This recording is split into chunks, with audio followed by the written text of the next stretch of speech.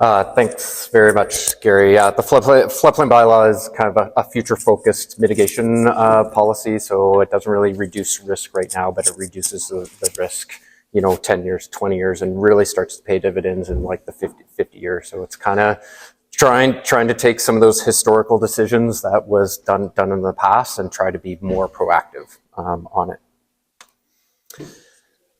Getting back into the flood cycle, and one of the lessons that we learned from the 2023 event, and there was a dramatic amount of erosion and debris that came with that event. And as I mentioned before, it plugged the culverts to the main culverts, the Highway 97, and then our famous Quartz Road culvert, or the former Quartz Road culvert. And with that, we basically did initiate a geohazard assessment. We knew about the debris and we did know about the erosion, but it was quite a bit worse this time.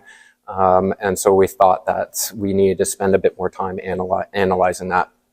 And so we did commission a study. The study was actually done by BGC, which kind of leads geohazard assessments in the province of British Columbia. This gets back into, with geohazards, water does shape the land, and you can see that is a digital elevation model produced by LiDAR, and you can see how the history of the river and the different paleo channels in there. So that's old former channels, and you can just see that area. So that is just upstream of the village. It's up by Horstings, and you can just see how the river has bounced from basically mountainside to mountainside and created this valley. So the valley bottom is flat because of this mechanism where the river is constantly shifting side to side, and it slowly flattens that area. So that's a key understanding in how we look at geohazards. So, and it's water doing it all. So water basically eats away the mountains and puts it in different places. So there are lots of different hazards out there, and so there are floods, there are debris floods, there are debris flows, and so all those are just different percentages of mud, essentially. So a clear water flood still has a bit of mud into it, about up to 10%. Debris floods get into higher percentages of debris in there, up to 40%, and then you get debris flows where it is mostly dirt, where it's flowing. So you can get into slides as well, and rock avalanches. And so, yeah. And so with the Bonaparte, it's definitely debris flood. We don't really have to worry. It's definitely a clear water flood where you don't have to worry about debris as much. But Cache Creek and Lopez Creek, they're previously thought to be kind of clear flood. They're on the cusp of a debris flood, a clear water flood type thing. And with that, you have secondary hazards. And so that's what we saw on the Cache Creek corridor. So we saw a lot of erosion. So we saw some avulsions, which is basically cutting new channels, and then aggregation. And that is building up gravel bars or building up land. So as we get into erosions, we got lots of erosions. So the left side's right on Cache Creek, and we have an exposed sanitary main. So that was from the 2020 event. And so we had some critical infrastructure that was exposed during that event. And you can see it can get very dramatic. So that other photo with the house toppling over is from Sycamoose. And so the erosion hazards are definitely there. Avulsions, that's where you're cutting a new channel. So this is right on Cache Creek. So we did have some new channels that were cut, and so that's that water shaping that land, bouncing from mountainside to mountainside. And then you get into aggregation. So all that eroded material shows up somewhere, and so a lot of the material from Cache Creek gets hydro-excavated and gets conveyed lower down into the Bonaparte. And that's largely showing up down by the sewer treatment plant and reshaping the river down in that location. So with the geohazard assessment, it's just like, okay, how much material could come down, and is there any opportunity to do anything about it? And so up in this location, what the study basically determined is that we have unlimited sediment supply in the upper reaches. We actually have a sediment deposition zone. So this is just upstream of the campground. So there's a big wetland where a lot of that settles out. We still have erosion and transport on the corridor through Cache Creek, and then that gets pushed all the way down the Bonaparte where it's kind of been confined, and then shows up in the more naturalized area downstream of the sewer treatment plant. So in those upper reaches, there's a lot of erosion going on up in the Back Valley Road. And so the geologists were actually super excited about this photo because you can see actually so many different layers of the geology in there. You can see at the top, there's very cobbly material. So that is Cache Creek eroding out, and so that's sedimentation material. So there's fine sandy material. That's actually from when this was an ancient lake. And so those are lake sediments that have slowly settled down. There's various different layers in there. But you can see the banks, and there's lots of these banks. So basically what the assessment said, there's unlimited debris that could be generated from the upper catchments. But as we get lower, there is actually a natural sediment trap. So a lot of that is, in this area here is reshaping, and it did stop a decent amount of sediment. It doesn't stop at all through there, but a lot of that kind of comes out. So it's being redeposited more in Back Valley Road and comes out here, and a little bit continues on past this area. But even in the corridor of Cache Creek, we have erosion in there as well, and so that material can get deposited, and there are some fairly decent cut banks, so you can get some erosion there. And this area is subject to log jams, and so that's a log jam right there. Log jams are a catch-22. They're good in certain ways and they're bad in other ways. They actually kind of trap and hold sediment and stabilize the creek, but then sometimes it pushes the creek into areas that we don't want it to. So they're kind of a natural mitigation, but as soon as we have stuff in the way, for instance, where a log jam can push water into the sanitary main to erode out that sanitary main. And so we just got to be careful and be strategic about those log jams. You just don't want to go and remove them. You only want to go and remove them when absolutely necessary.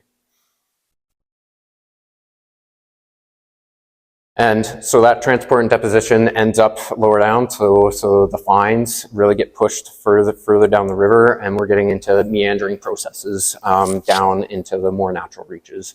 And so the Bonaparte downstream of the village is changing shape quite a bit. So there was even an oxbow that was taken out. I believe that was in 2015. And so this natural meander, whereas that sediment comes down, it builds up, it pushes the water, and it bounces from mountainside to mountainside. And so you can get oxbow lakes, and those meanders change over time, and it's a natural process. So solutions. So,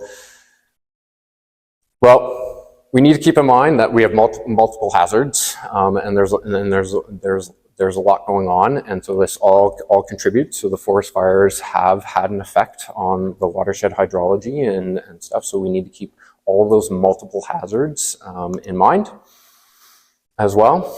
And so we have options to do that: protect, accommodate, retreat, and avoid.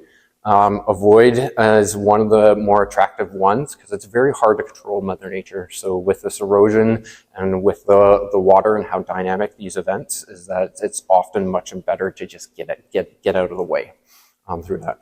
Protecting it is an option as well, but inevitably that protection does fail eventually. So we're going to use, for the village, all strategies are used. So with the protect, that's protecting critical infrastructure. So that's mainly to do with the sanitary main. That's right along Cache Creek. That was that main that was exposed in 2020. That main is further at risk after that 23 event. Also, the suggestion is let's replant the corridor. So it's cheap erosion protection. It's not 100% bulletproof, but planting definitely helps and slows the process down. So that's more working with Mother Nature than against it. So with retreats, so we're going to investigate that for the highest risk areas. So there are some fairly high risk areas on the Cache Creek corridor. To accommodate, there are capacity upgrades. So obviously we have a new bridge at Highway 97. That's a substantial capacity upgrade that has so much more debris tolerance than the culverts. And the plan for Courts Road is to put in a bridge that was recognized before the 2023 event. They wanted bridges in there for that debris tolerance. And so we're carrying on with that thinking through there. So, and the other part of this, and this gets into the floodplain bylaw, and that's that avoid type thing. And so that's, let's not even get into those areas that are subject to erosion. So let's actually regulate how close we can get close to these watercourses. So it's the geomorphologists. They did their thing, and they did a lot of math and a lot of field investigation, and did some modeling, and they came up with some erosion setback areas. So this is what the corridor looks like on Cache Creek on there. If you want to look at a closer look, there's some boards up there as well. And then this is what it looks like on the Bonaparte. So you can see through the main area of Cache Creek, which has been, the river's been highly modified, and there is a decent amount of erosion protection, so there's a lot less erosion risk through the areas that have kind of been hard protected. But as you get more into the natural areas, you can see it expands quite significantly. And that is that meander. So historically in the village, that meander has stopped because we've developed basically over that valley. And here without the development, so this like, hey, let's not develop here, so we're not exposed to that risk. So with closing thoughts, historically, we've encroached way too close to our watercourses. That's just not the village of Cache Creek, that's us as a society as well. In BC, we're kind of forced to because of the mountains. There isn't the best place. We have to take on more risk than potentially other places. So we need to respect those watercourses and we need to give them room. We've obviously learned that through several events through that. The climate is changing with this, so unfortunately it's probably going to get worse with this. So we need to keep that in mind, and so we need to be adaptable to that. And this is one of my big things: is like, you can't out engineer Mother Nature. She's going to win every time. So we need to be cautious and try to give Mother Nature her room, and only go in there and try to modify those watercourses or hard protect them kind of as a last resort when there's kind of some critical stuff in there. And so that's one thing I've learned in my career, is that this stuff fails, and sometimes we think we can control it, and it's just best to kind of try to avoid those areas wherever possible. Thank you.